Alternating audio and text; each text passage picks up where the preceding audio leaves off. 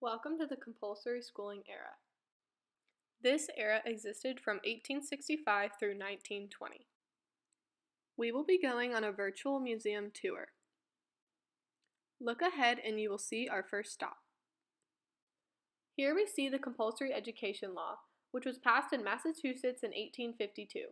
By 1900, 32 states had passed this law, and by 1932, all states practiced this law. Massachusetts was the first state in which compulsory laws were enacted. What exactly is a compulsory education law? Good question.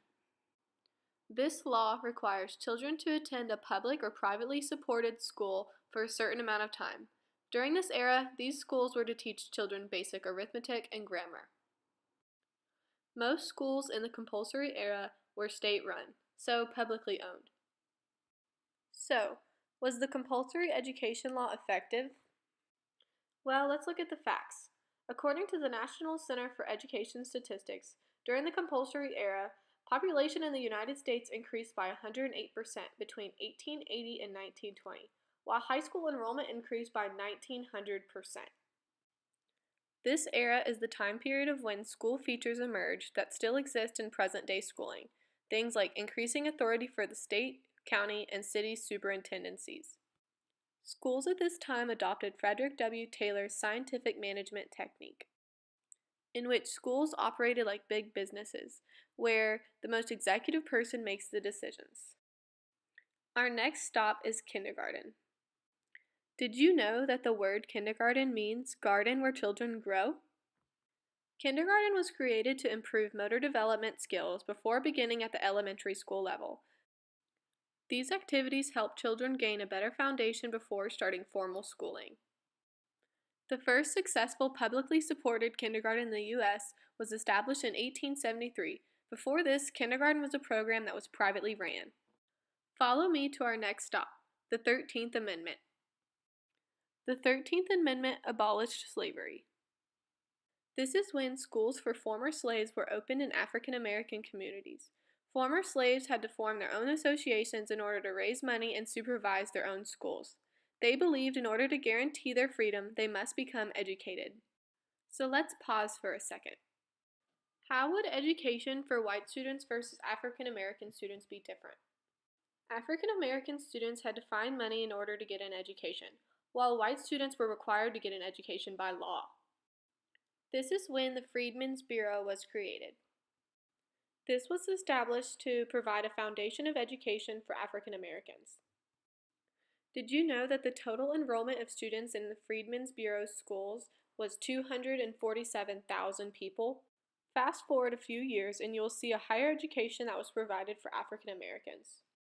The first college for African Americans was established in 1868, named the Hampton Normal and Agricultural Institute of Virginia. Among the most notable alumni was Booker T. Washington, who had to walk 500 miles from home in order to attend this school. He believed that education could improve the lives of African Americans just as it had for white people. He also helped found the Tuskegee Institute. He believed it would bring about racial equality. William Du Bois, the first African American to receive a PhD, believed that educational programs deemed African Americans as inferior to white people. Thus, there should exist a curriculum that would equip them with the leadership skills to participate as leaders in society. The last stop in our tour is the professionalization of teaching. The American Federation of Teachers was created in 1916. This foundation worked alongside the National Education Association to increase salaries and benefits for teachers, and of course to professionalize teaching.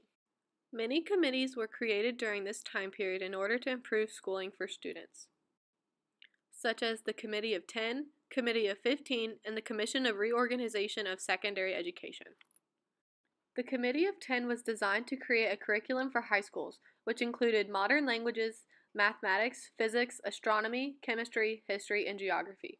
This group believed that high school is for taking gifted students and preparing them for life. Think about the class level of students who are considered to be intellectually elite. Are these students who live in poverty? Gifted students live in higher class levels, therefore have more resources than students in poverty. The Committee of 15 was created in order to establish a curriculum for elementary schools, which consisted of becoming parallel with important subjects taught in high schools. They kept in mind the fact that schooling is a preparation for higher education. Lastly, the reorganization of Secondary Education Association designed a new curriculum for secondary education in 1913 to appeal to students' individual needs as learners. Along with professionalization in teaching, it became more common for females to become teachers as well, even though they were once referred to as second-class citizens. The demand for teachers was so high that women began to take the role. Let's review. The compulsory education law increased attendance in schools. Kindergarten came about in the compulsory schooling era. Former slaves were segregated from schools. Gifted students were prepared for life. Associations were formed in order to improve education in schools, mostly to develop effective curriculums. And women started to become teachers in this era, allowing them to be more educated. Well, that is the end of our journey. Feel free to come back again for another tour.